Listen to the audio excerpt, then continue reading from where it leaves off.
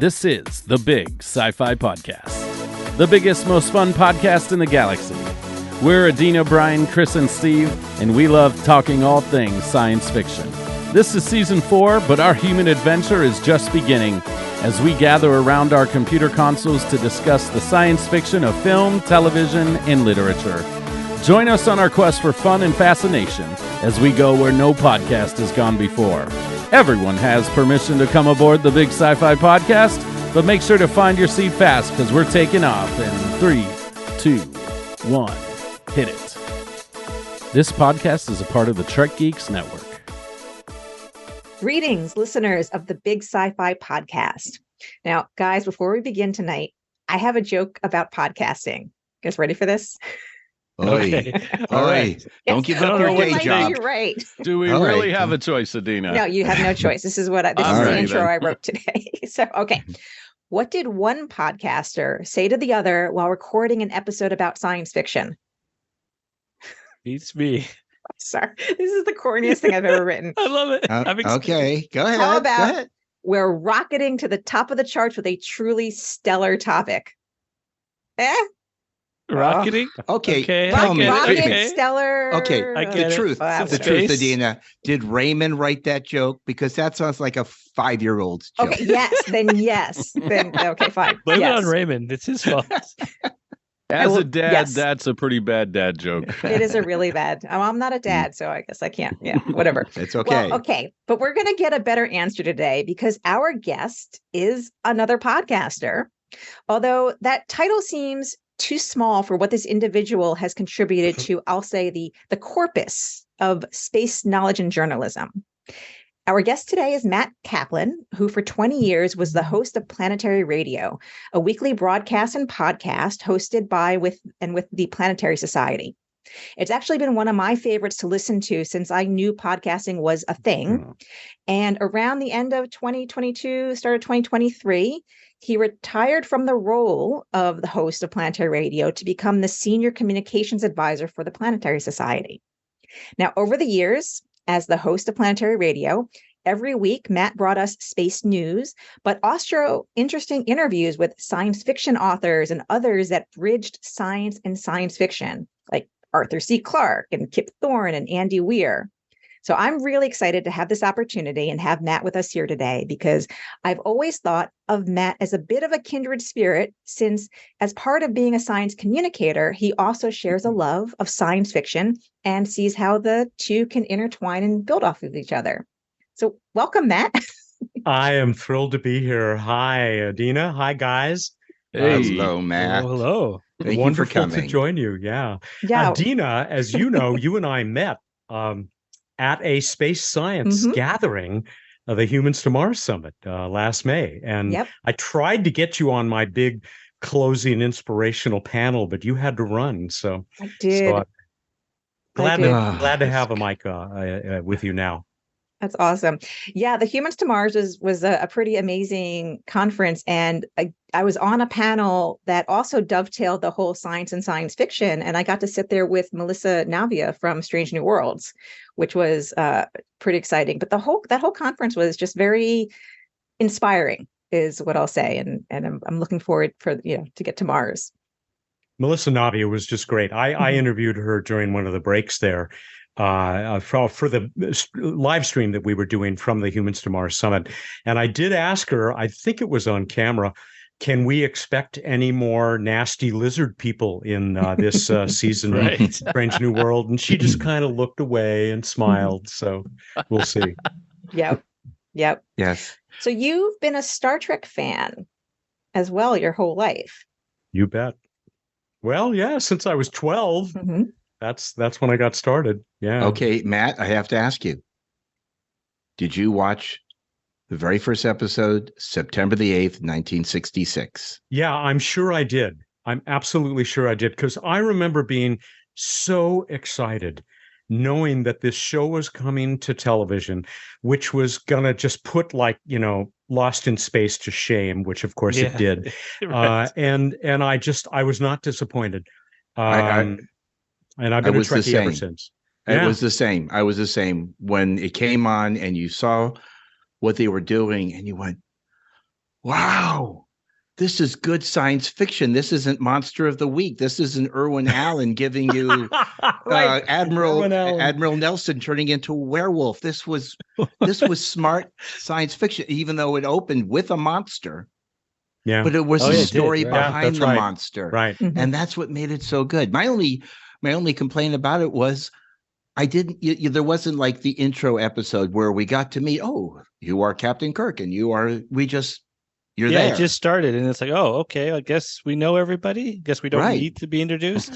And it was okay. I will It show was it out of okay. order too. So, Mhm. so nerdy question: did it, like, of course it's nerdy because it's what we do.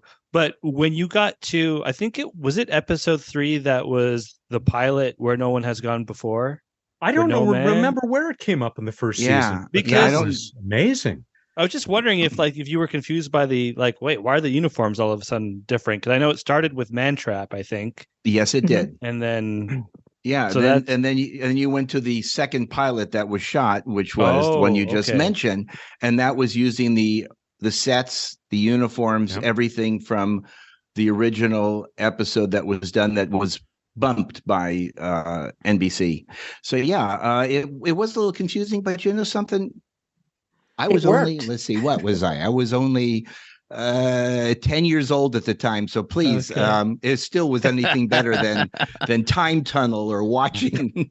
okay, because like You even like remember when, Time Tunnel, man? I do. I don't know that. What is that? I don't. I've heard of it. Is that another show? That's the theme.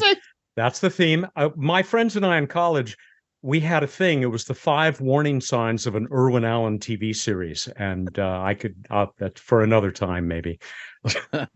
It was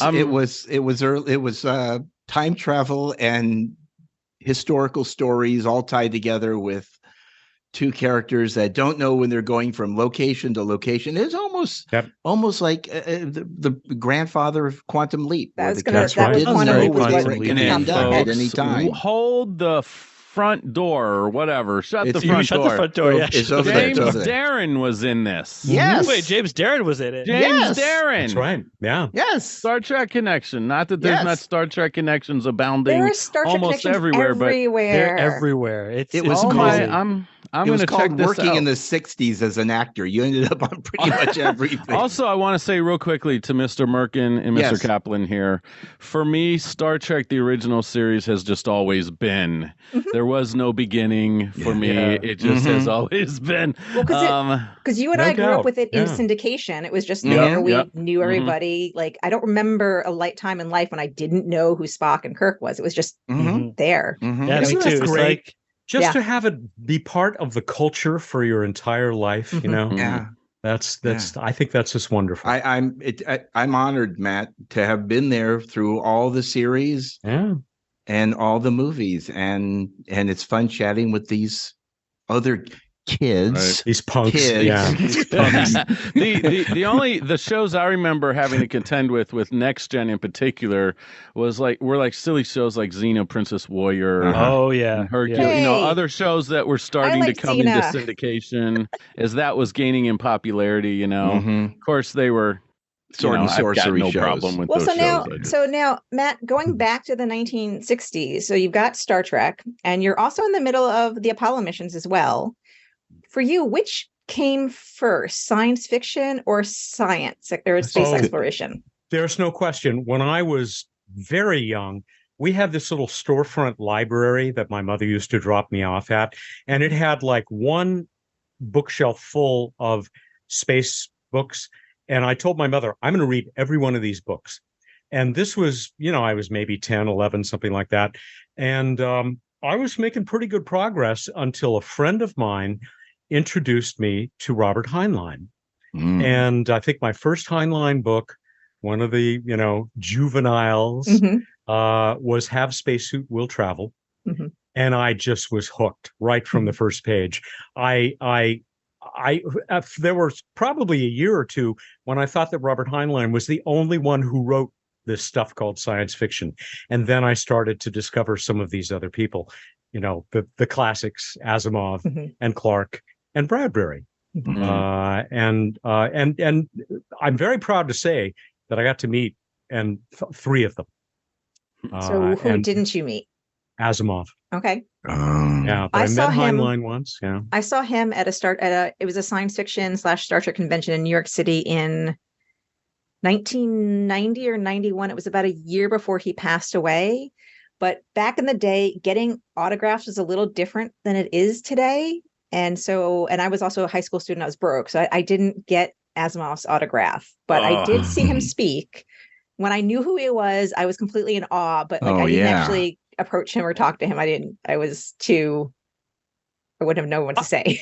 I heard you folks talking about him in the Harlan Ellison episode, which was excellent, by the way. Thank you. As you know, Adina, I totally agree with you about the superiority of the screenplay as shot of City on the Edge of Tomorrow, of Forever. It was great to hear, these things about Asimov, and that he was really, in addition to being the smartest guy who ever lived, with the possible exception of maybe Einstein or Galileo, he was just a decent guy and knew how to have fun. So I like to say anyone who can write science fiction and limericks ain't all bad. I loved your line. I heard that in that episode. That was great. T-shirt worthy. Yeah. It is. And you've done the convention thing once or twice too? I've only been to a couple of.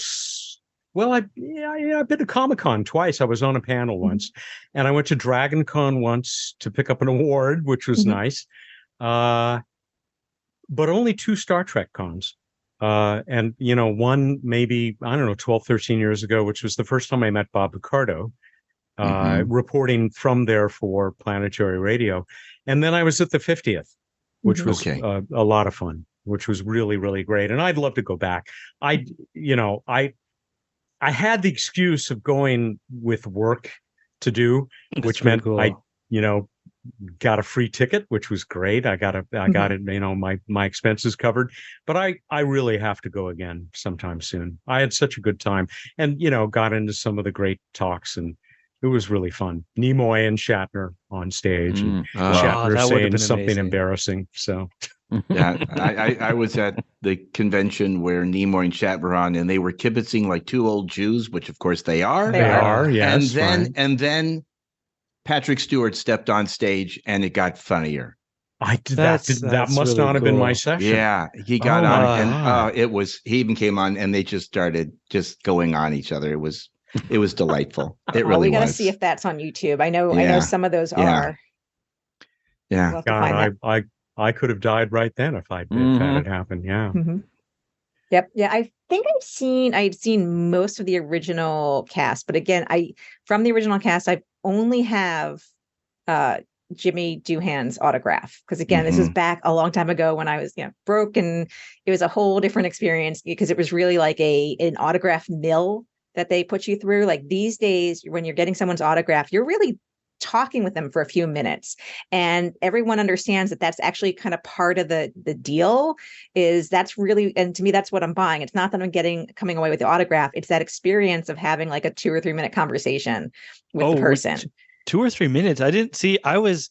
I regret my conversation with Riker, because I tried to keep it very short and concise. I love you, blah blah blah. I was like, he really doesn't want to hear. You mean Jonathan Frakes, not Riker? Yeah. Yes, Jonathan Frakes, who once played Riker, and played him again. Yes, I just for the listeners, I understand that Riker is a fictional character played by Jonathan Frakes. Yes. Are you sure? We know.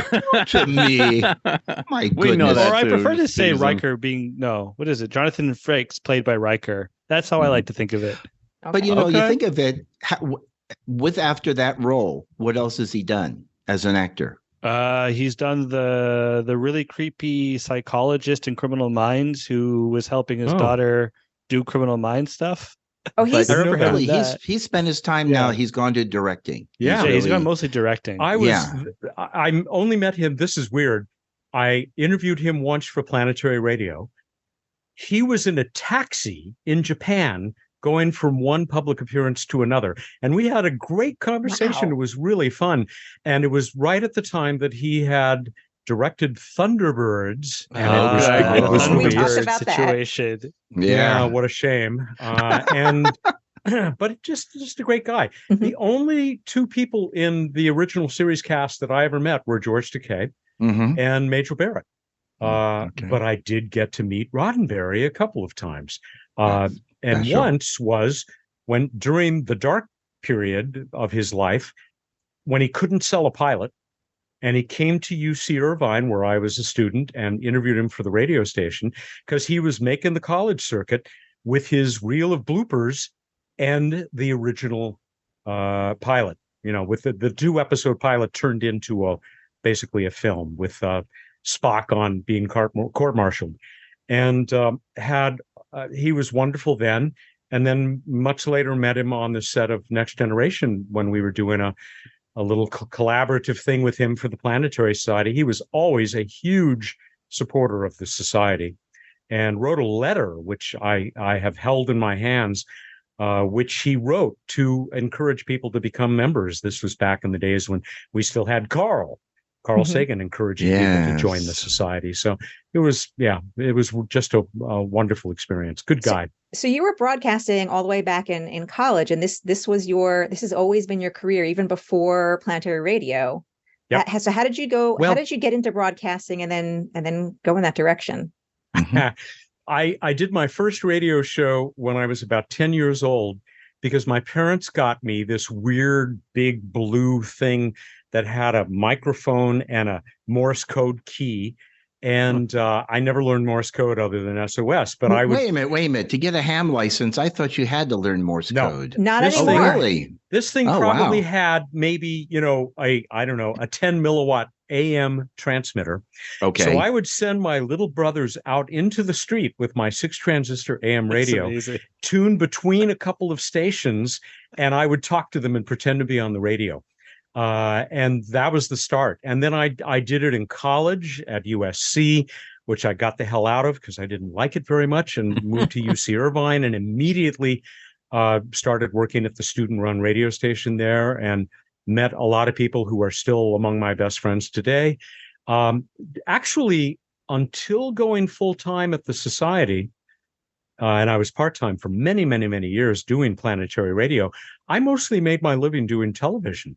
Running television studios, public access, and a studio for Cal State Long Beach University in Long Beach, California, doing distance learning and cable stuff and things like that. But always had a hand in radio. I've always said, outside of family, my two favorite things in life are radio and space. And I was lucky enough to put them together. That's neat. So one thing, Steve, I want to tell you, and any listener who had this perception about getting a ham radio license, you haven't needed to know Morse code in, I think, at least 30 years. And I did hear that. Yeah, when I was in college. And the reason I know this is because when I was in college, I was also part of our campus radio station. Got stories about that. But we also had an amateur radio club. And I had a ton of friends that were in the amateur radio club, but I never really got into it because I was too busy with everything else. But at one point, the club had a experiment on the space shuttle. It was there were these, I think that one was a Spartan. There were two different kinds of ways you could be students and get, payloads on the shuttle. And I think one was called a gas can and one was a Spartan. I can't remember. But they had this experiment. It was called SPREE, the Spartan Packet Radio Experiment. And they needed operators. They needed someone manning the operations center, which was, on campus in our ham radio club, 24 hours. And so they were like, look, all you need is to get your license. And I was like, well, this is my reason to do it, my time to do it. And yeah, there was a no code tech. So it's really easy. You have to study, you have to memorize a bunch of stuff. But again, I already knew a little bit about RF technology. So it's kind of easy, but you can still get that license today. The only reason why I bring that up is when I had my bar mitzvah when I turned 13, I told my parents what I wanted was a CB radio. So I got a Radio Shack Comstat 19 with crystals for various channels. And me and my friends, we would talk to each other over the CB radio, or we would listen in to truckers across the country on our CB radio. And believe it or not, my antenna was on the house long after I had moved out. It was still there in my parents' house. So that's why we all said, oh, well, let's go into CB because you don't need a license. You don't have to get a ham license. You don't have to learn Morse code. You can just get on. But that was only 53 years ago. 53 years ago. I wanted a CB radio so bad. And it wasn't until my parents bought a used camper van that had a CB radio in it that I started listening. And the one really fun thing that I did with that, because I've never missed an opportunity to do this, was I sat out with the CB radio one night calling down the aliens. And they never came. And I did the same thing on our college radio station, and they never came there either. As so many young men have done before. So the Planetary Radio, before it was a podcast, and everyone thinks about podcasts, no one thinks about radio. In fact, I was trying to explain radio to my 5-year-old the other day and was not succeeding. That's so sad. Yeah. Sad. We listen in the car. I plug my phone in, and usually music comes from my phone. And so it's on demand. It's whatever song he chooses, because he's 5, he gets to choose. But I just decided not to plug my phone in the other day. We had the radio on, and we were trying to explain to him what it was, that you don't get to choose what you're hearing. I mean, you can choose what station, but beyond that, there's no choice. And we weren't really able to connect the dots for him. Was it like the not being able to choose what to listen to that was like confusing him, or was it just everything about it? I don't think we successfully explained what radio is. I mean, when I told him you can't choose, this is a situation where you can't choose, he got over it, and asked me to plug my phone in so he could choose, because right now my 5-year-old is into the Beastie Boys. Oh, okay. So what's on rotation? Like what Beastie Boys songs? Sabotage, Intergalactic. Okay. To quote Spock, the classics. The classics, right. The classics. Exactly. Dina, I am pleased to report that my daughter often, when we are driving in the car, we have XM radio, often requests the classic radio channel where they do the old time, The Shadow Knows or Gunsmoke. Just listening earlier today. Yeah, they have a ton of great shows, and she's fully aware of what radio used to be. That's just because it's part of my culture growing up that I've brought into adulthood with me. And I like, even on Spotify, there's a station on there that has some of the classic old time radio show programming on it. So check it out. It's That's awesome. Great. We just don't do it very often at all. I feel bad because, there's a lot of, still decent content there. But so Matt, before podcasting, Planetary Radio was an actual radio broadcast. Yep. That's where we started. We started because I knew I could bring it in there at my old college radio station, because I still was in touch with those people. And from there, a few other stations heard about it and asked if we could, if they could air it. And we said, of course.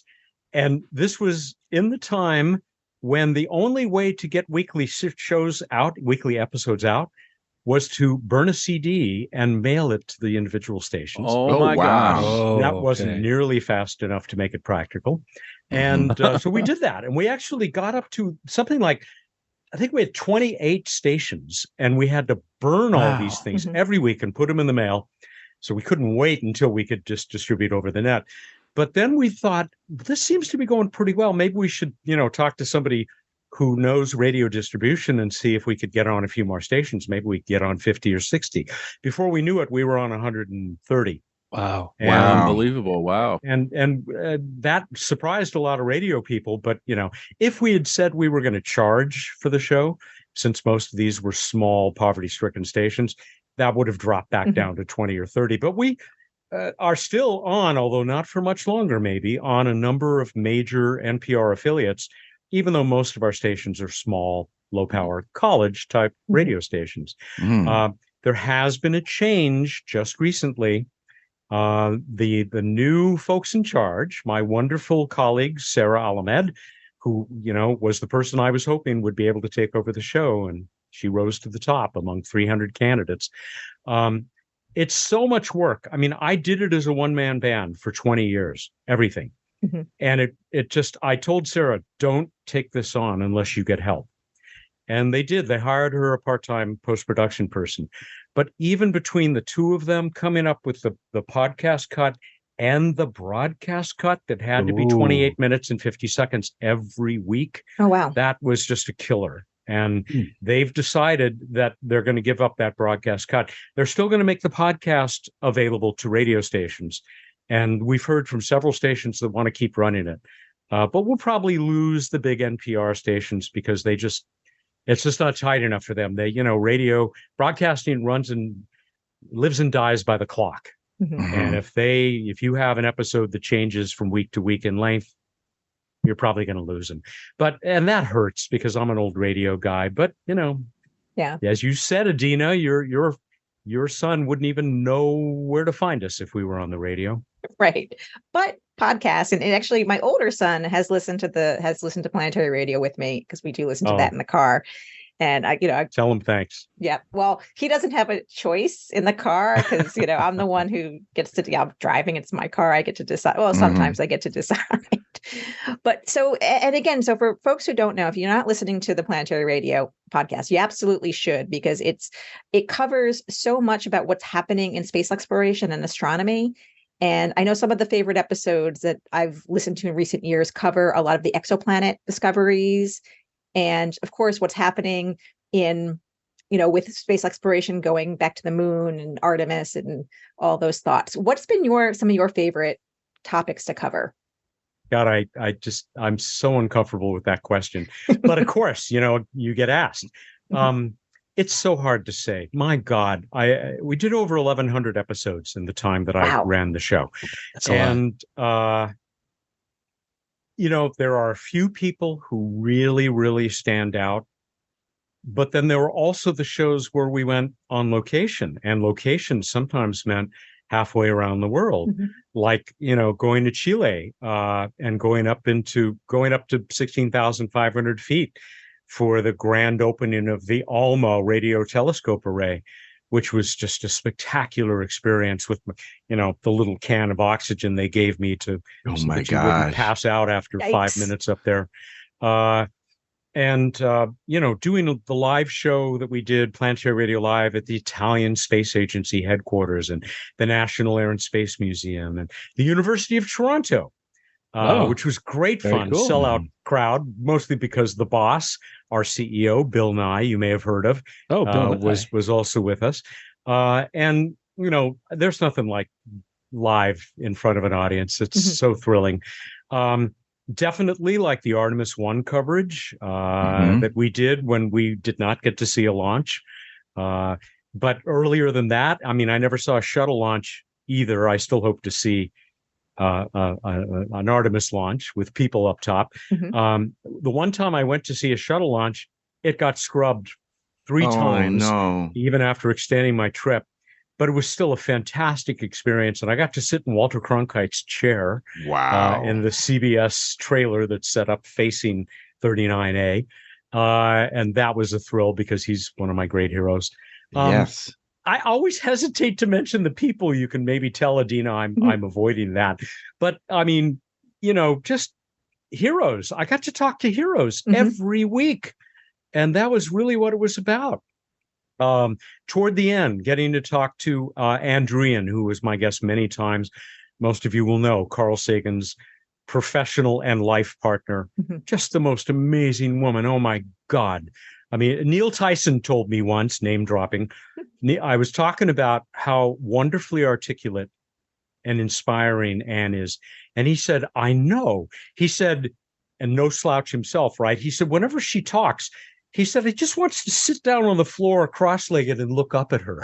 Oh, that's so sweet. That's wonderful. Yeah. Bringing two of my favorite people together, Rob Manning, the chief engineer of JPL, and Andy Weir, 2 guys who knew each other, both of whom I've worked with on stages, and just, kind of letting them go at it and throwing questions at them and giving them scenarios.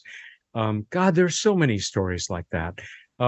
People who aren't with us anymore. Philip Morrison, who was one of the inventors of the search for extraterrestrial intelligence and is probably represented by one of those actors you see in Oppenheimer because he was there on the Manhattan Project.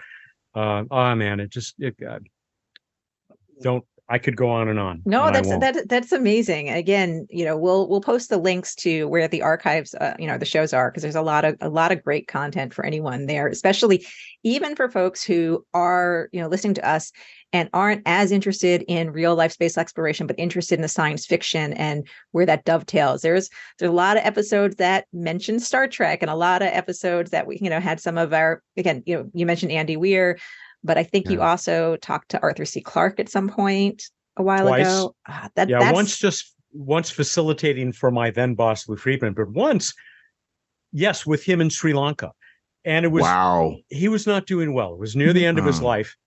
And so we actually had to stop the interview in the middle so that he could rest for 5 or 10 minutes and then call back. But oh my God, such enthusiasm for everything that we were talking about. And just bubbling over, just the most amazing conversation.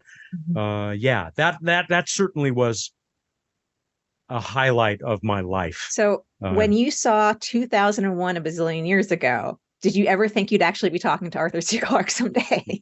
No, hell no. No, it didn't occur to me. I did.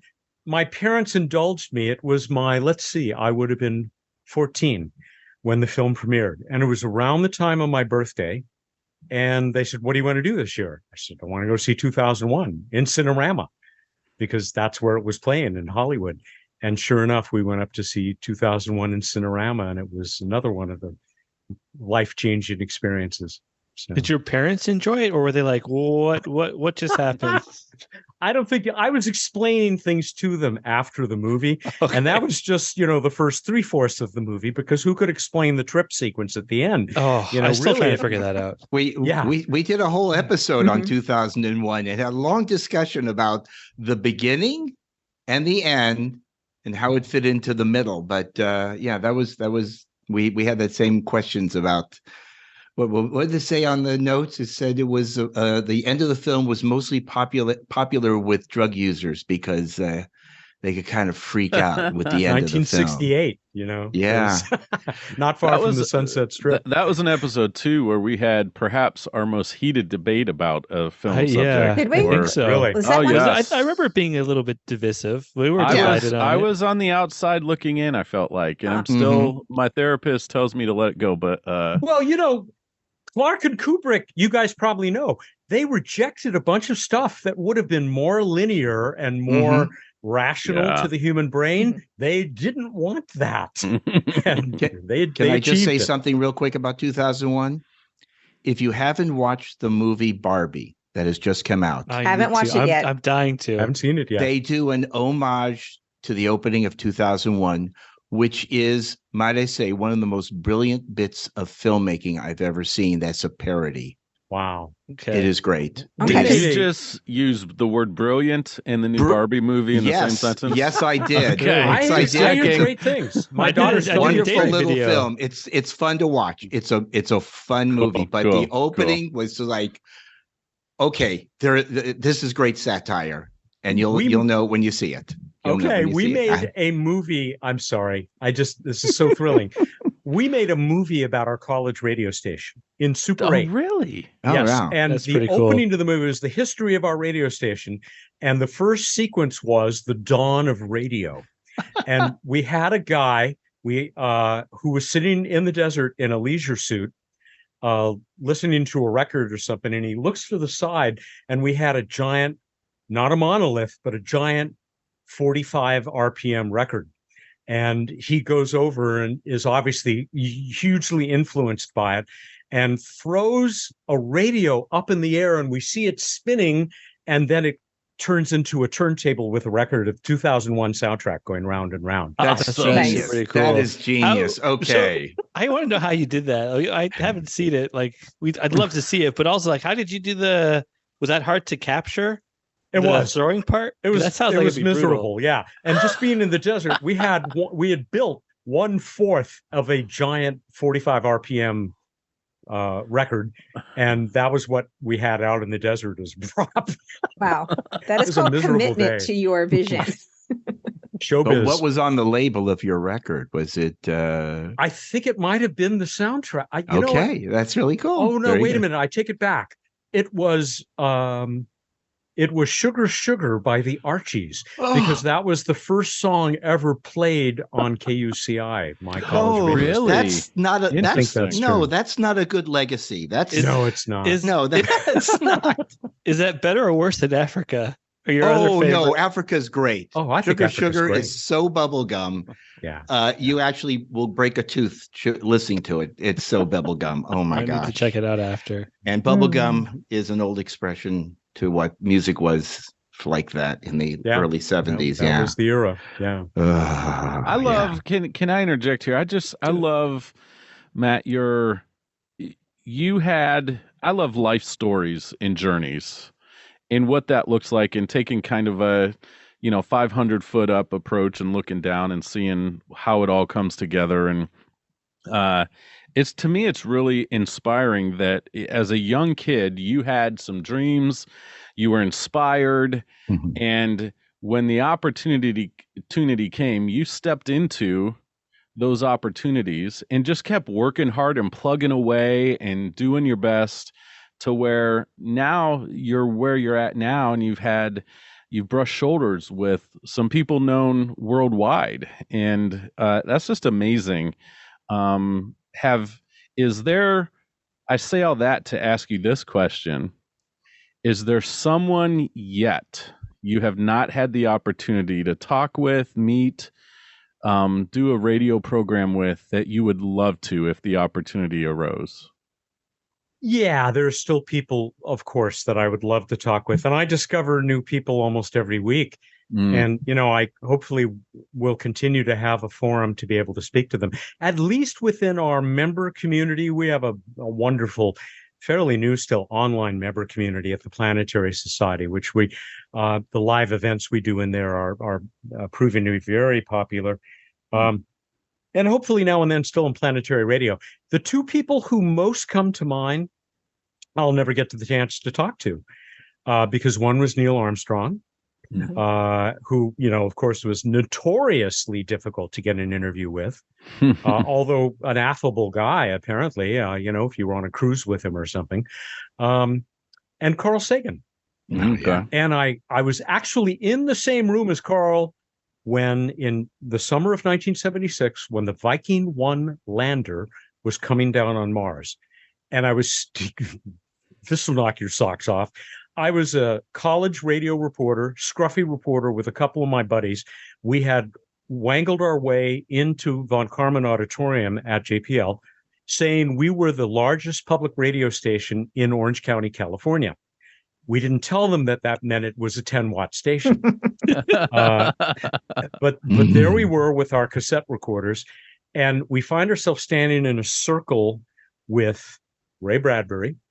First time I met him, I would go on to interview him about 15, 20 times. Theodore Sturgeon. Oh, my gosh. A bunch of other people that I don't remember. And we're standing there as Viking is coming down on Mars. And we see Carl Sagan across the room. And we saw somebody who was working with him. And we said, excuse me, would Dr. Sagan be available to us for even 5 minutes, and we could talk to him on the for our college radio station? And the guy said, "Oh, let me check." And he walks over to Carl, and Carl is talking to the guy, and he looks up at us, and he looks back to this guy and shakes his head no, which I totally get. I even told Andrewian this last fall, because, he was in demand by CBS and ABC, and, we were scruffy college radio people. Mm-hmm. So I totally get it, and that was my one shot. I told Anne last fall that I had these two people that I wished I'd always been able to talk to, Neil and Carl. And she said, "I'm so sorry." She said, "But I know that Carl would have loved talking with you." Oh, that's got to be a really nice thing to hear. That was it. Yeah. So, but those are the two, people I will never have the opportunity to talk with. Yeah. I did see Neil Armstrong speak, and because he was notorious for not doing these things, it was in 1996 or 7. He was speaking at the University of Richmond. And so me and a few of I was in college at the University of Maryland at the time. And because it was such a rare thing, we got in the car and we drove down to Richmond because, oh gosh darn, we were not going to miss that opportunity. Good for you. Yeah. Yeah. Yep. Yeah. It's, one of the things about Neil Armstrong was he was a Star Trek fan himself. And if you've not seen it, they're on YouTube. It's when they had a tribute in 2004 for Scotty, and he came out there and he spoke. And I mean, he was like saying, boy, if I could have a crew, it would be the crew of the Enterprise. And this is the first man who walked on the moon.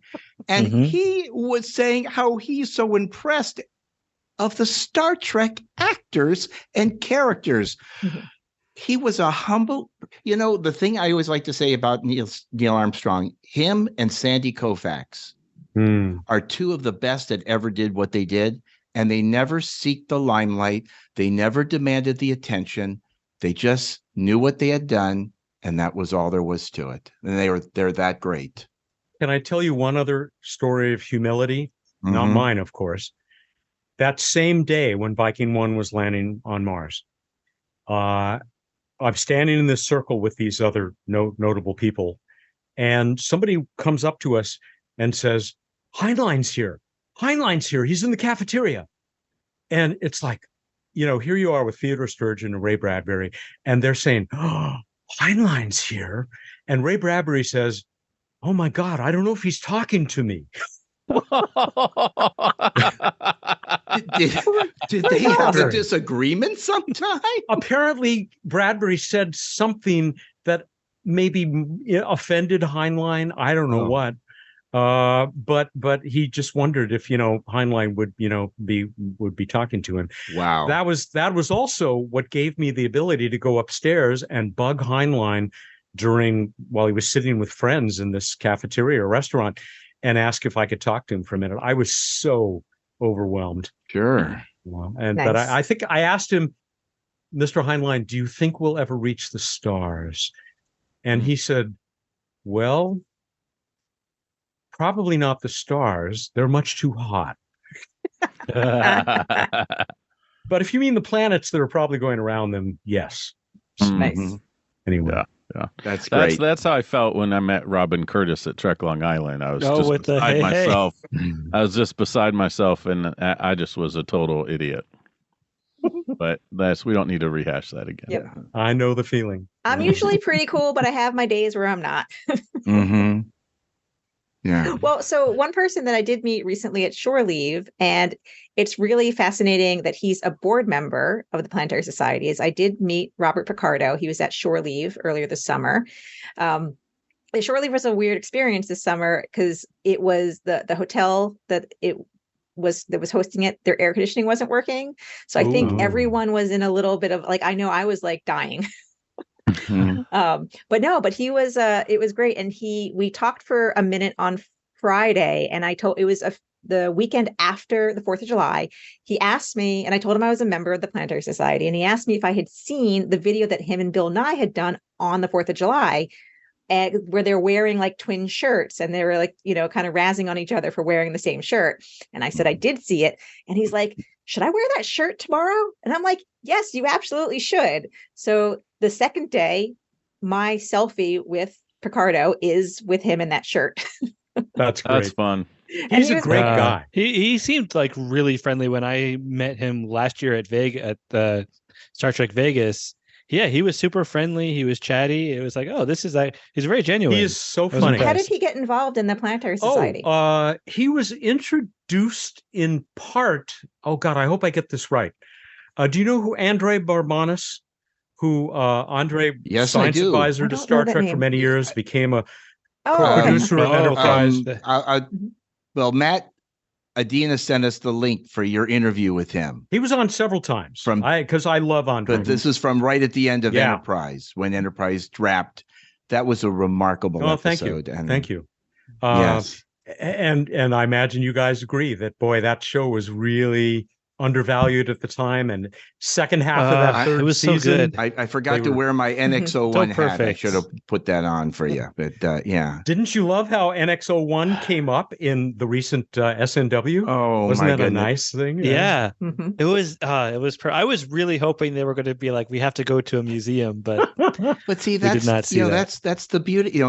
That's where this show is so good. And Strange New Worlds. It's they have this relevance for what was before it, and and it's really, really well done. And the same thing again for the fourth season of Enterprise.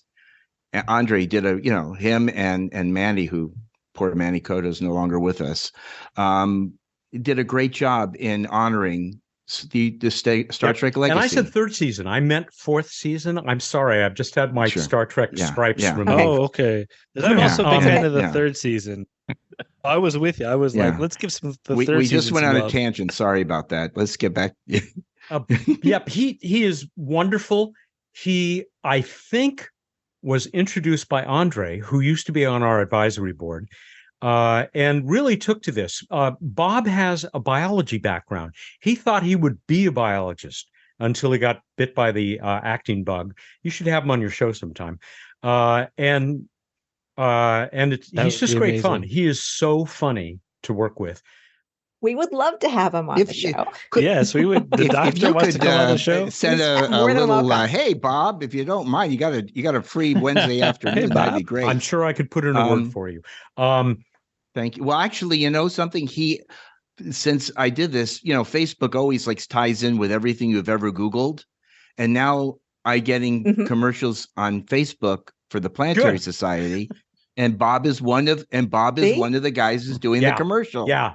To promote the Planetary Society. He's really devoted to us. He is a total believer in the society and in our mission, which, I mean, basically everybody there. It's just an amazing group of people, mostly about half my age. And it's pretty wonderful to work at a place that has a mission that is so much a part of your own belief system and soul.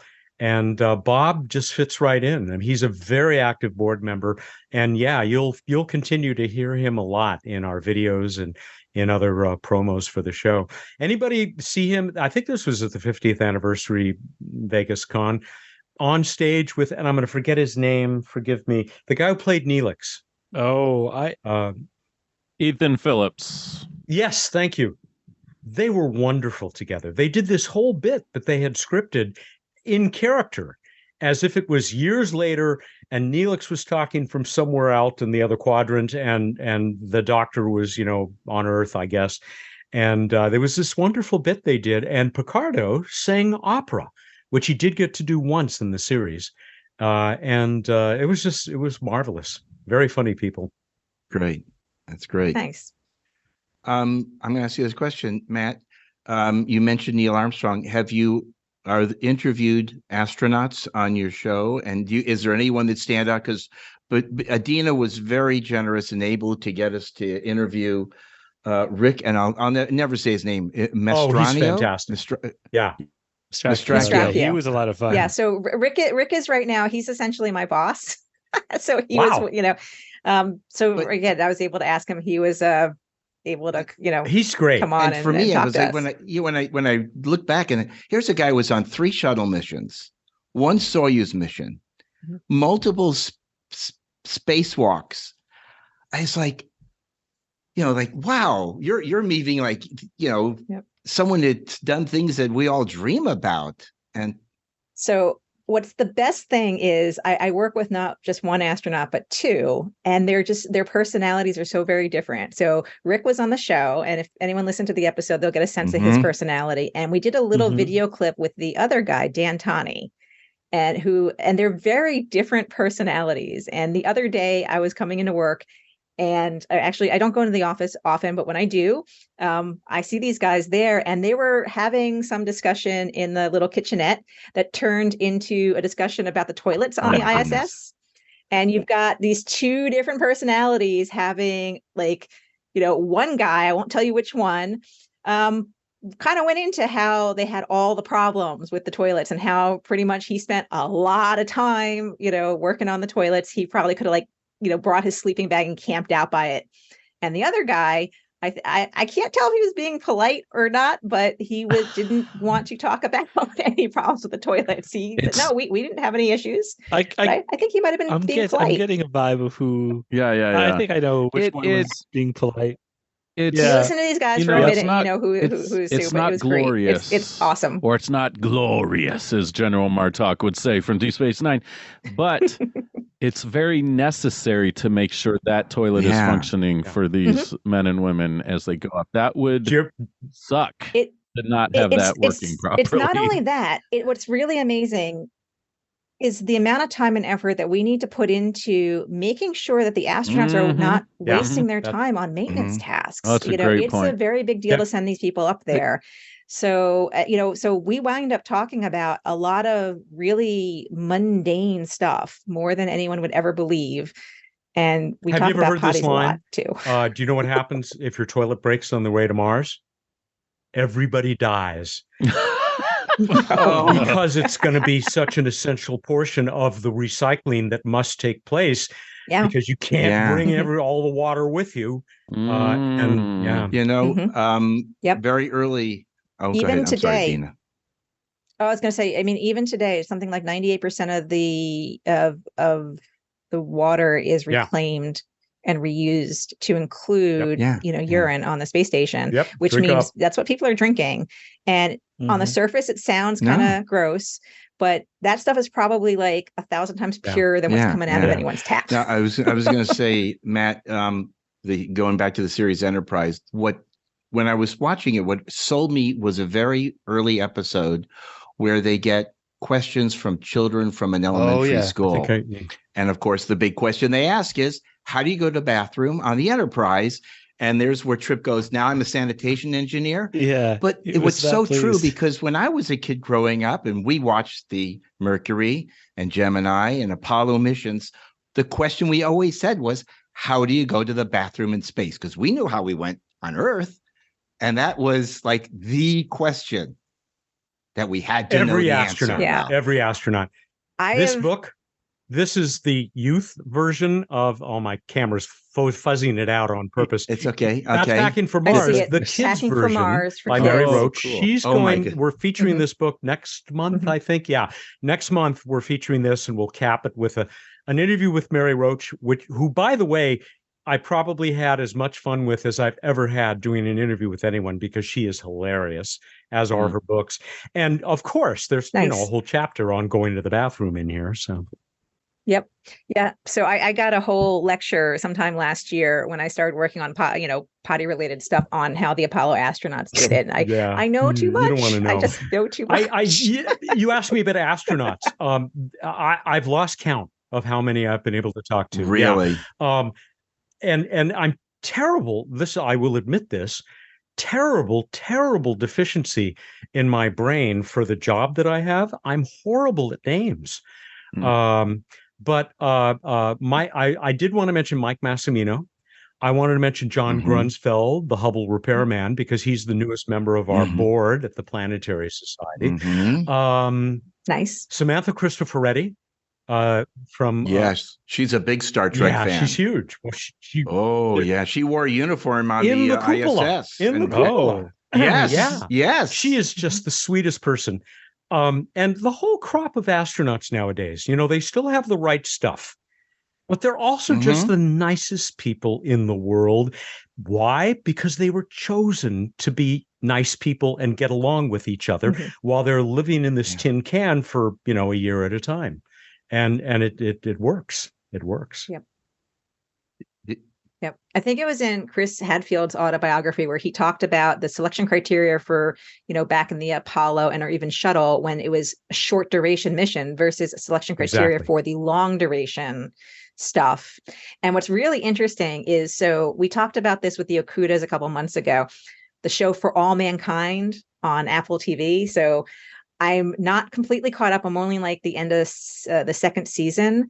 But what's really interesting is in the show, they do have, basically Mercury Apollo astronauts doing the longer duration stuff. And it doesn't necessarily go well. And it's like the biggest, as close to a spoiler as I'll get. And to me, it really helps prove the point of you need the right selection for the right, you've given the me right job. Look, a baby wolf. 2 of those, because you said Okuda. Do you want my 2 con-related Okuda stories? Definitely. Okay, the first one was the first con I went to, and Mike and I have known each other for a long time. And this was the con where they were selling off a whole bunch of the props and beautiful stuff. The Christie auction? Yes. And this was like the preview for the Christie auction. And so Mike was there and I'm interviewing him. And next to us was a certain flute, which you may remember from Next Generation, right? Oh, yes. Okay. Mm-hmm. Oh, my gosh, yes. So I said to him at the end of the interview, I said, shouldn't Patrick Stewart get that? And he said, well, he's welcome to bid on it. Oh my gosh. The other story is I like even more. This was at the 50th anniversary. Mike and I were walking the halls. And I had seen a guy earlier. Maybe you'll know this guy. He probably is at every con. He is Roger C. Carmel as Mudd, Harry Mudd. And it's amazing. The guy looks the part. He just physically and perfect outfit, perfect cosplay. And I had talked to him the day before because I was just so blown away. And I when walking with Mike, and I say to Mike, "Oh, Mike, because we see the guy across the hall. You've got to meet this guy." And so we go over there, and we're standing and we're starting to talk to him. And the first thing the guy says was, "Why, do I owe you money?" So he's totally in character. And I said to him, I said, "So do you know who Mike Okuda is?" And he said, "Of course I know who Mike Okuda is." And I just point to Mike. And the guy does this huge take and falls on the floor, which made Mike feel pretty good. That's pretty cool. Harcourt, Fenton, Mudd. Where have you been? What have you been up to? The third. Yes. Well, we did an interview with Mike and Denise. Oh, that's great. And and they were just wonderful people. And I explained I met them at Disneyland of all places when they were having dinner, and I had to interrupt them to say, "I'm the only Star Trek fan here who knows who you folks are." But it was a pleasure to meet them. And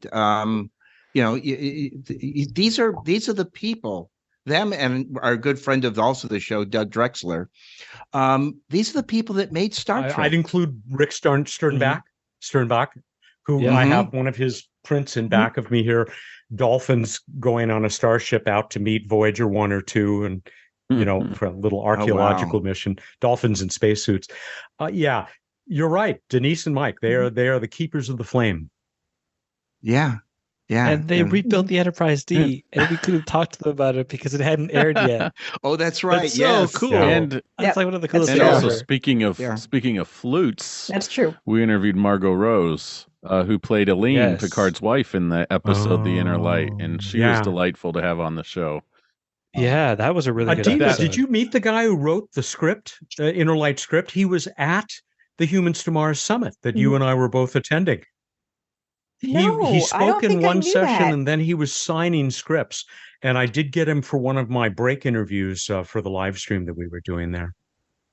I really don't think I knew that at all. I wish I had. I would have absolutely loved to chat with him. But when we talked to Margot Rose, it's kind of funny because a few months ago she was also auctioning off some memorabilia from that episode, and I bid on an item.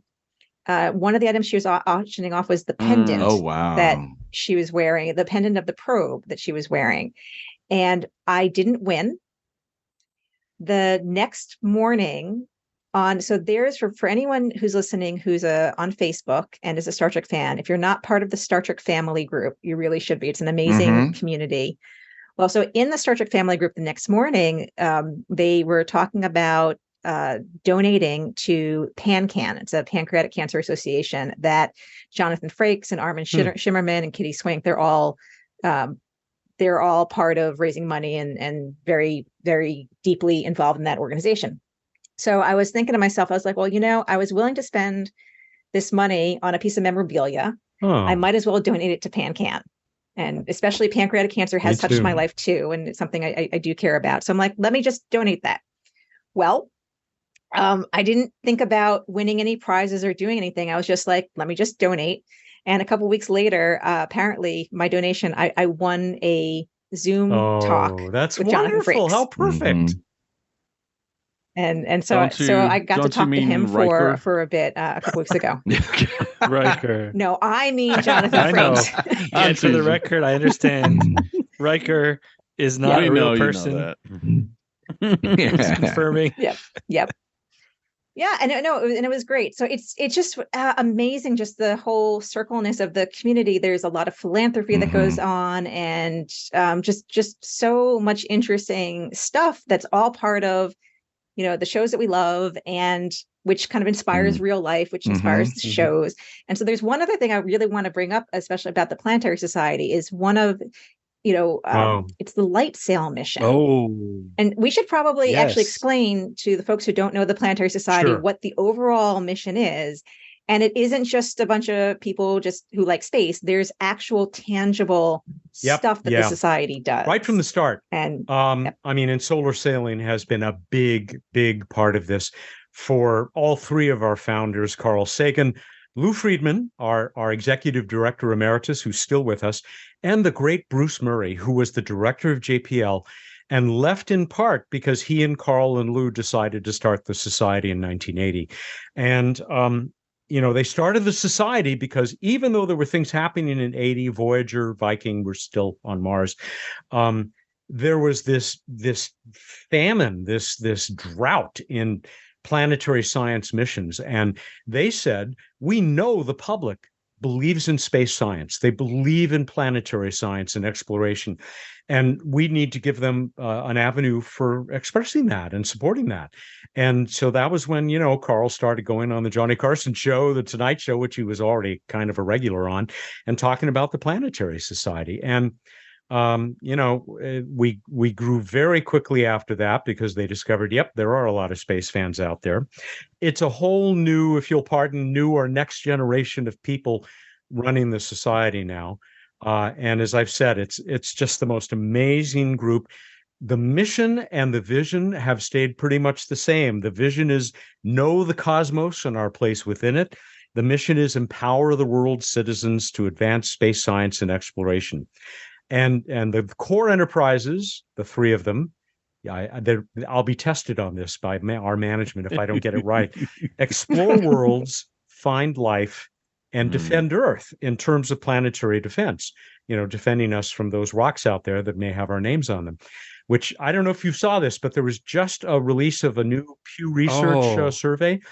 And they gave a whole bunch of things that could be done, can be done, are being done in space. And the very top one was planetary defense, with space science not too far behind.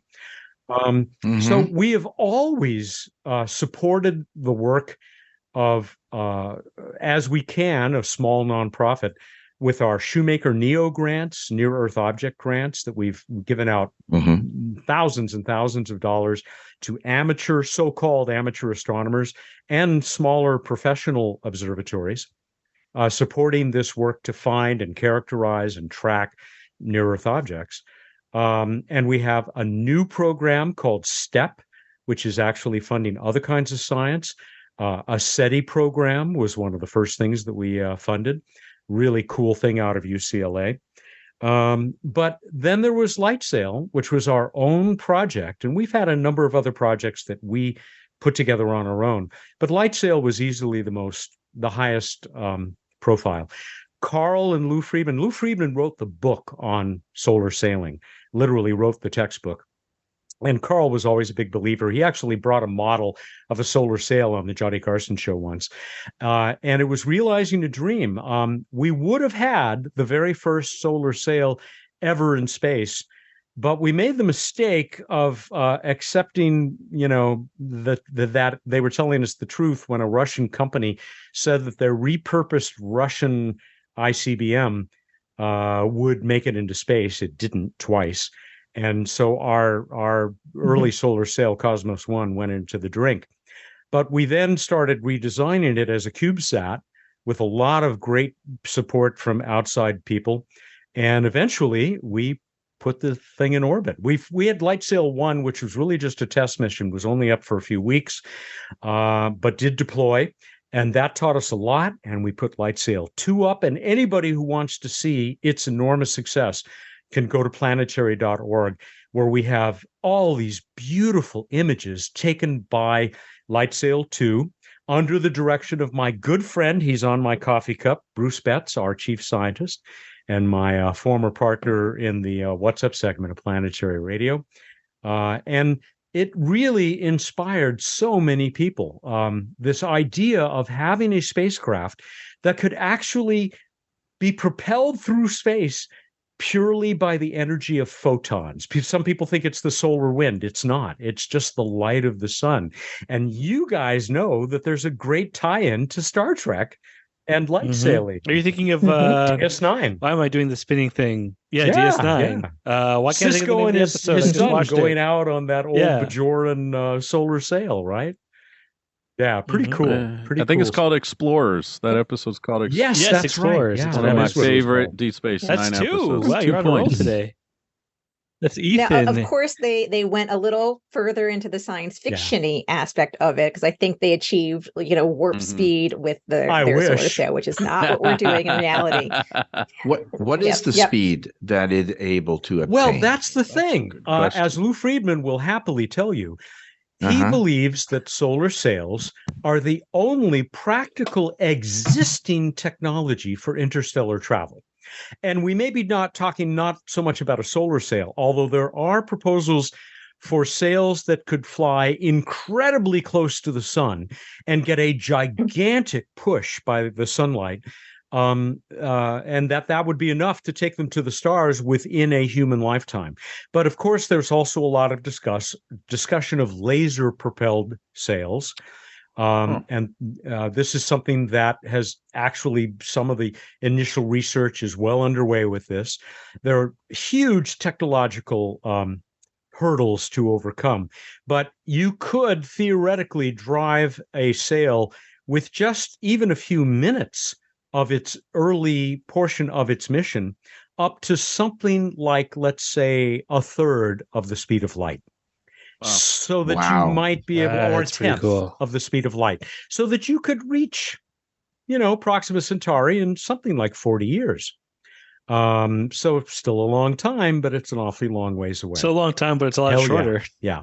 And so the research continues, but even for missions within the solar system, and maybe just outside, Lou would like to send a solar sail telescope, a telescope carried by a solar sail, out to a point where you could use gravitational lensing of our own star, the sun, to resolve, perhaps revealing surface characteristics of an exoplanet using Einstein's gravitational lensing and our own star. There's no reason why gravitational lensing. Yeah. Amazing stuff. So is the Planetary Society funding research? We are not in that specific area, but we sure support it. I mean, people often ask us, well, when are you going to do LightSail 3? No, what we did was prove the concept, and that it could even be done for next to nothing by a small nonprofit, totally with support from our members and other members of the public. It's up to other people to do LightSail 3. That's so fascinating. That's amazing. You can tell I love this stuff. I get passionate about it. My gosh. Give a very, if you can, a 30-second explanation of gravitational lensing, because that sounds like one of the coolest things ever. Yeah, I know. Why don't you put Kip Thorne on the show and he'll explain it to you. Well, gravitational lensing was actually predicted by Einstein because, general theory of relativity, mass bends space. And because light has to travel through space, light is also bent by a big enough mass, or any mass, really, if you have instruments sensitive enough to measure it.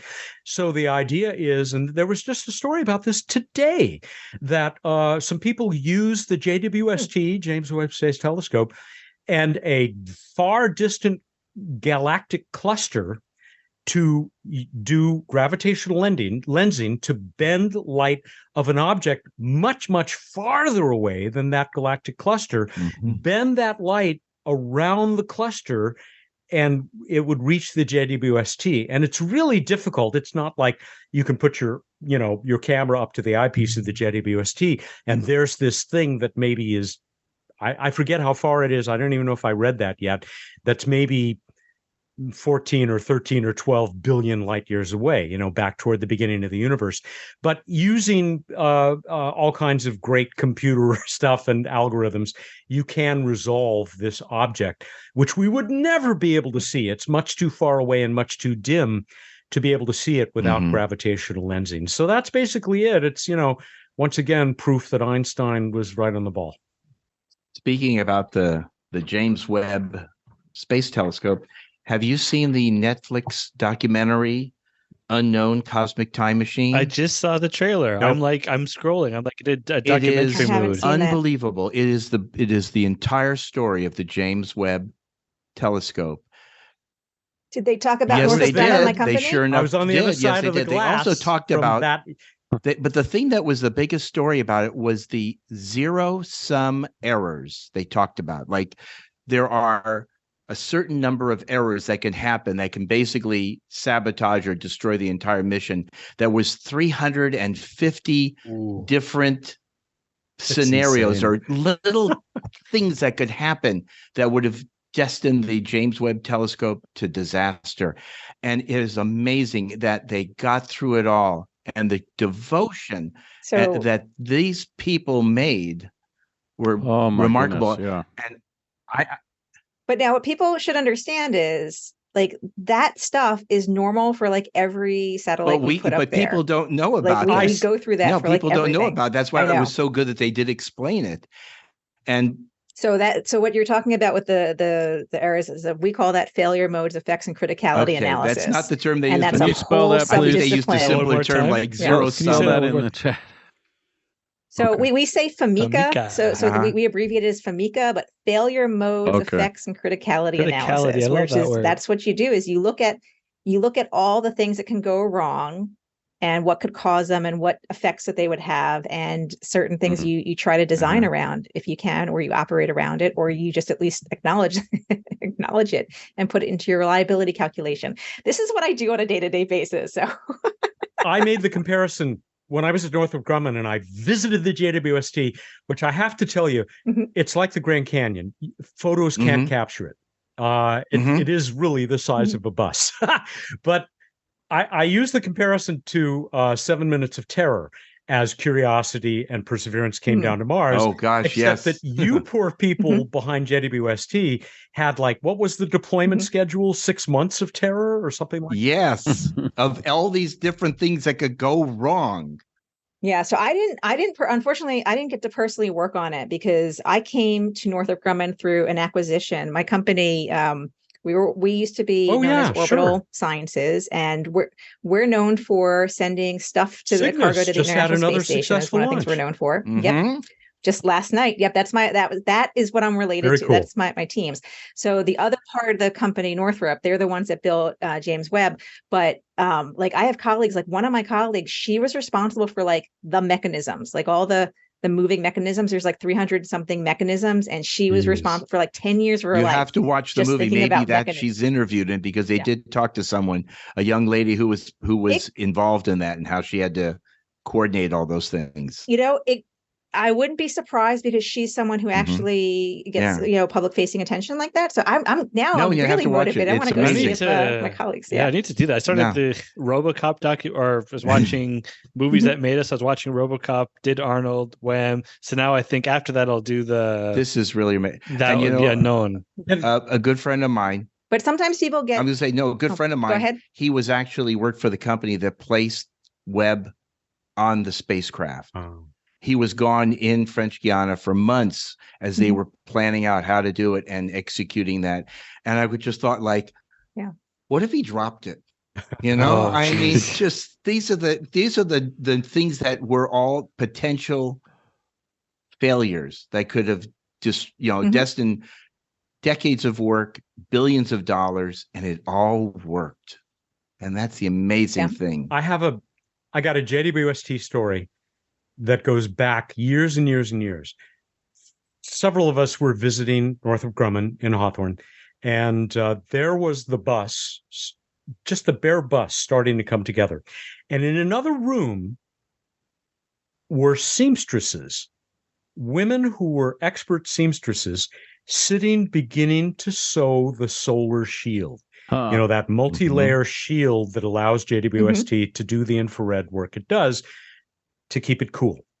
And it blew me away to see these highly skilled women sewing together this thing, which their work, their stitches, are now out there doing some of the most amazing astronomy in the history of the field.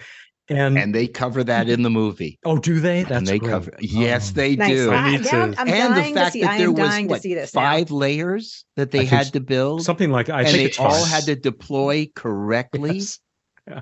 I mean, it's just, Adina. I figured that you don't get much sleep because every little component, little bits and pieces. They even talked about how they hadn't put these correct fasteners. And they had to take them all apart and put them all back together because it would have meant disaster for the mission if it vibrated itself to pieces.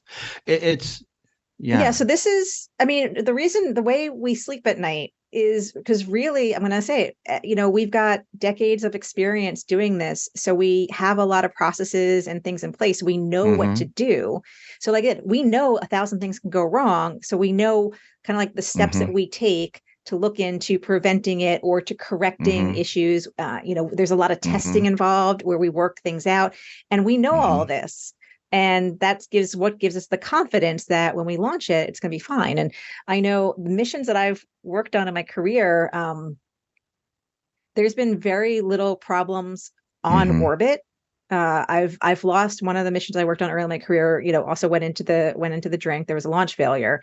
But in terms of once we get on orbit, things work pretty darn well. And my hat's off to you. But that's because of all this engineering, everything that goes into these. And, congrats on the great success of Cygnus, of that vehicle. Yeah. Yes. Yep. So for people who don't know, so Cygnus is one of the vehicles that resupplies the International Space Station. So we send up fresh food, we send up science experiments, we send up other things they need. And so it berths with the space station, and the astronauts get all the stuff they need. And then Cygnus is like a trash can afterwards, and all the trash goes in there. And then a couple months later, it, lets go from the space station and burns up in the atmosphere. And that's how one of the key ways to get rid of trash, because that's another big issue. That's is dealing with trash management. I've never heard of that process. What do we do? Oh, yeah. And here's another thing they do. Yeah. Sometimes once Cygnus has done its job at the ISS and it departs the station, you light a fire inside the capsule. Sapphire. Yep. And so how often? What? Don't wait. So one of the neat things. Explain it, please. So one of the neat things about our Cygnus vehicle is, in addition to carrying cargo to and carrying trash away, it also has the capability to do other kinds of experiments. So there have been several Cygnus missions where we have some other experiment happening. And in one case, I want to say that the payload was called Sapphire, but the idea is we set a fire in to see how fire behaves in zero G. Fire doesn't behave in zero gravity and microgravity. It doesn't behave in the 1/6 gravity on the moon that it does here, what we're used to in 1G. And while there have been fires in space, they are when people were there, so they're short-lived. The goal is to get it out, not study it. But we need to study it in order to understand how to mitigate it if it happens. That's immensely. Oh my goodness! Wow. I love my job. I love what this is. I get very excited talking about space and what we do, and all of this being motivated by Star Trek and science fiction. I think I know where you're going with this, folks. I feel like I agree. Steve, Brian, and Cris. We need to have Adina on as a guest. I think so. Well, I'll be a guest. That's why I called these episodes the Big Sci-Fi Podcast, because we talk facts. There you go. Even though it is science fiction, the amazing thing is that science fiction does become fact, because it either drives dreamers who decide that they want to do something special with their lives, and lo and behold, it happens, and we get to see it every day. I mean, Matt, you and I were lucky. We watched. I mean, my first birthday was on October 4th, 1957. So there was Sputnik Day, and I never had the chops to do what Adina says. It does, excuse me. Yeah, me neither. But it doesn't mean I don't appreciate it and love it and admire the successes and abilities of other people. And I'll let you know, Matt, I drive a car that's powered by the same thing that took us to the moon. You have a fuel cell car? I have a Toyota Mirai. Wow. And every day I drive that car and I say, this is the same thing. So what sticker is on my car? Apollo 11 sticker, because it's the fuel cell that took them to the moon. They couldn't do it with batteries. And to me, it's like I'm driving science every day. And I'm proud to do it. I'm so proud to have that. We're using science right now. Yeah. I mean, the fact that we are spread out over the continent and having this live conversation all at the same time. This is science, this is technology. Because, as our boss says, science rules. Yeah, science rules. And where did the internet come from? It was a way of transmitting information amongst scientists to share information.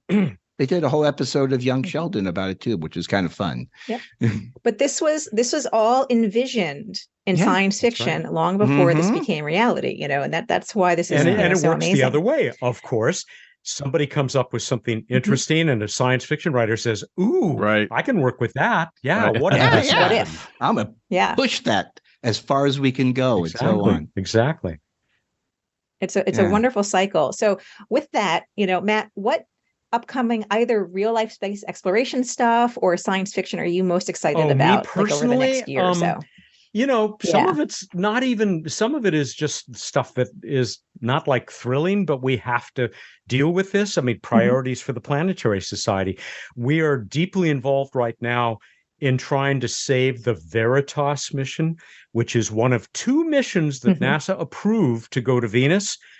The other one is Da Vinci, which is going to study the atmosphere. That one's still on track. But when an asteroid mission called Psyche got in trouble, NASA canceled Veritas. And this is such an important mission, and we are really pushing this. And I'm very excited about it because, the best radar images we have of Venus, this will be 20 times better, 20 times higher resolution. And Venus has so much to teach us about our own planet. Why did they get a runaway greenhouse effect on Venus? And how could we avoid that happening here? That's just one bit of it. So that's a big deal. And I'm really glad that we're a part of that. I am certainly looking forward to Artemis, to Artemis 2 and seeing people go around the moon, and to Artemis 3 and putting people back down on the moon. And I do think it's going to be really important to put people on the moon and learn how to do stuff there when they're 2.5 days away, rather than going straight to Mars. But hey, Elon, go for it. Yeah, whatever. That's just fine. You get Starship working properly, and I will be cheering you on. Does he know that Starship looks remarkably like Rocket Ship XM from the movie from the 1950s? They didn't have a good ending to their mission. No, I might add I think he may have some idea. I mean, after all, the whole idea of these ships that he's building now with Starship, they really do look like those 50s spaceships that they do. Some of us grew up with. I know. Yeah, but there's so much else going on. All the stuff that's coming from JWST, like today as we speak, today's announcement about this object and the exoplanet work that is being done. I have high hopes that JWST is going to outperform what was predicted regarding exoplanets. It's just possible that JWST is going to give us spectrographic evidence of what could be life. Mars sample return. That has to, and that's in jeopardy too, because it's been much more expensive than expected. Getting those samples back to Earth, as wonderful as Curiosity and Perseverance have been, Curiosity, my God, what a sophisticated lab for a robot to carry in its belly. But nothing compared to what we can do here on Earth. We need those bits of the red planet back here in our best labs so that we can look for those little evidence of little critters that maybe have been dead for billions of years, maybe not. Maybe they learned how to adapt. Future missions, Dragonfly.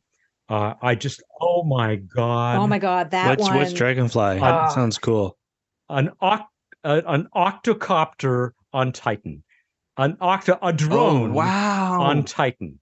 Flying, nuclear-powered drone flying around Titan, maybe coming down on the edge of some methane sea and telling us what's going on in this incredibly alien environment that in so many ways is actually a lot, in some ways, more like Earth than Mars is, even though it's... How does that compare with the copter that's on Mars? I know there's different gravitational requirements and atmospheric requirements, but were they using the technology that they developed for? I can tell you that the people behind Ingenuity, the little copter on Mars, they are in close contact with the Dragonfly people who are at APL, the Applied Physics Lab at Johns Hopkins University, because after all, there's only been one flying machine on another planet so far. I know, that's amazing. But in many ways, photos it took, Dragonfly will have an easier time of it because Titan has such a thick atmosphere.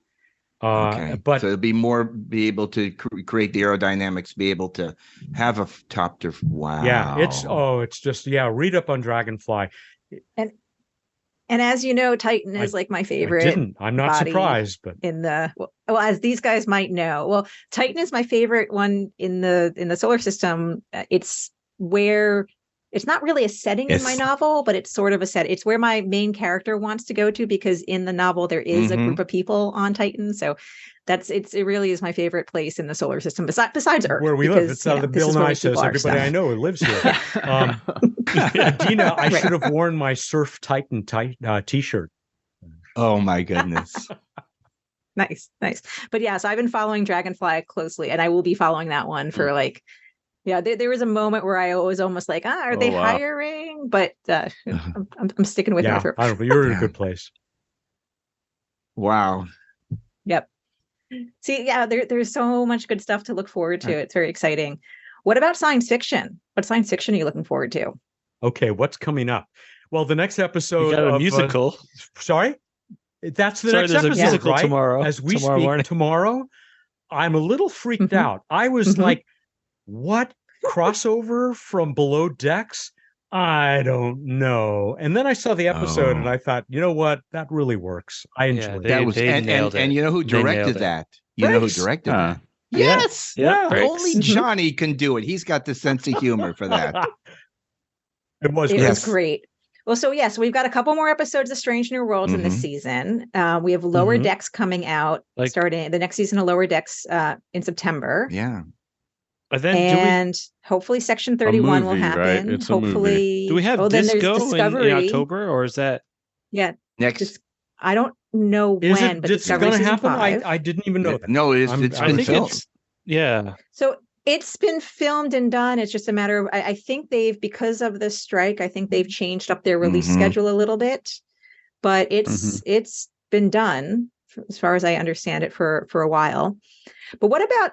Do you watch and get into any other sci-fi besides Star Trek, such as like Star Wars, like all the different Star Wars series? I'm a fan. Of course, there is any rational person knows that Trek is far superior. Agreed. Really? We never had that discussion about that. Yeah, you'll get the mail this time, not me. No, I heard you guys talking about the Silo the other day. And my only beef with the Silo, I do like it a lot. Unfortunately, I do think it was about 3 hours of television rattling around in a 12-hour or 10-hour box, because it moved awfully slowly. But I did enjoy it a lot, and I love the finish of that. I look forward to the second season. It's not exactly science fiction, and it is on hold because of the strike, but I'm looking forward to the film of the story of how the thing that you guys can see behind me, the Golden Record, the Voyager Golden Record, how that came to be with people playing Andrewian and Carl Sagan. Yes, I saw that about that. When is that supposed to come out? Oh, God knows, because of the strike. It is on hold. Oh, okay. But they've cast it, and Anne's very happy. She's involved. And so that's definitely something I'm looking forward to. gosh, what else is coming that I ought to be excited about? The second part to Dune. Oh yes. Oh yeah, Dune Part 2. I'm enjoying Foundation, second season Foundation. I can't wait for the continuation of Dune. I think they're finally getting it right. Although I was a fan of the first film before it got screwed up, before they messed around with it. I actually thought that was a pretty noble attempt to capture Dune. Considering the time in which it was made. But yeah, I can't wait for that. Cool. Can I ask you this, Matt? As a kid, what science fiction did you watch other than Star Trek? Was there anything else that just made you, like I say, I started watching science fiction when I could reach the on-off knob on my TV set when I was a kid. So was there one thing that you got you excited about science fiction? Oh, I was already excited about science. That goes back to that time when my friend introduced me to Heinlein. So I was deep into it. But some of the shows that you've mentioned, Voyage to the Bottom of the Sea, Irwin Allen, we used to call it the Voyage to See What's on the Bottom. This big, impossible submarine. Lost in Space, which just was corny as hell, but it was, at least they were the first in space. Season was very good in black and white. The first season, you're right, it was good. You're absolutely right. They actually tried. We had the honor of interviewing Jamie Anderson, the son of Jerry Anderson, the creator of Thunderbirds. And for me, Thunderbirds, when I was a kid, it was watching Supercar. Me too. In elementary school, okay, see, I had buddies. We would sit on a bench during the lunch break in elementary school and pretend to be flying Supercar. Fireball XL, that's the show. Fireball XL5, and then Thunderbirds, which outdid anything. Yeah. And as I said, it was science fiction that was for kids, but it was also interesting. Yeah. Yeah. And so it was a real honor to interview Jamie. He was his son. And I will also give, sometime some recognition to Twilight Zone, of course. Your praise for Rod Serling, extremely well deserved, but also Outer Limits, which you also talk about. Yes. See, you guys can probably just sit and talk about your childhood. The thing is, no, Matt, you and I have a little bit of in common. We both have two grown-up daughters, and we both have a grandson. You happen to live in San Diego. My daughter lives in Poway. Oh, not far. Yeah, right up the road. Far away. My daughter is in Scripps Ranch, neighbor to Poway. My daughter worked at Scripps Ranch in their archival department when she was going to UC San Diego. Well, we'll tell them to watch for each other at Starbucks. Yeah. What is Scripps Ranch? We need a separate Zoom room for Matt and Steve now. So we'll have extra portion. This is why I was so looking forward to this. I was so looking forward to this interview with you, Matt, because I mean, you've interviewed amazing people, and you are too only in your shadow of who we are interviewing, much like you're interviewing you and other people, which makes this show so good. You just have to stick around for 20 years. We can do that. There's so much to talk about. I don't think we ever will. I might be 86 when it happens, but I'm still going to do it. I'm still going to love science fiction. And who knows what great science fiction we'll be watching in the next 20 years. Live long and prosper. Well, so with that, everyone, I'm going to say that it's about time to wrap up this conversation. But first, by tipping our astronaut helmets to our special guest, Mat Kaplan. Thank you so much for doing this with us tonight. This has been great. Please join us. We need your help. We need your support at the Planetary Society. And even if you don't join, though I hope you will, I'm a member, we have so much great stuff on our website and our other channels, planetary.org. And Bill Nye will send you a personal thank you. No, that's not true, but he'd be happy to if it were practical. Right. You're going to send me a personal thank you because I'm going to be signing up tomorrow because I'm a member of Air and Space Museum. This is the kind of thing to be involved in. And one of the neat things about the Planetary Society today is the online community that they have, which is really neat. And there are discussions that involve like a book club discussion and what's happening in space exploration in the night sky. And it's a really nice, positive community. So absolutely, I'm a member. You'll see me there too. Thank you very much. Right. Well, and so to our wonderful and amazing listeners, remember that we're not just podcasters, we're people too who like to interact and chat with y'all. So join our Facebook group or find us on Instagram or Twitter, or you could always drop us a note at the Big Sci-Fi Podcast at gmail.com. And I need to give a big cosmic salute to the Trek Geeks Podcast Network. We're proud to be a part of the Trek Geeks Network. And in addition to the Big Sci-Fi Podcast, you can find some really cool and other entertaining podcasts at trekgeeks.com. So until our signals get crossed again, keep those phasers on fun. Oh, this is a new one. That's your best one yet. I like this, Adina. This is good. Okay, finish it up. Take us home. Excellent. You have a warped sense of humor, Adina. Well, hey, that's pretty good. I like it. Excellent. Perfect. So everybody treat each other kindly and live long and prosper until the next episode of the Big Sci-Fi Podcast.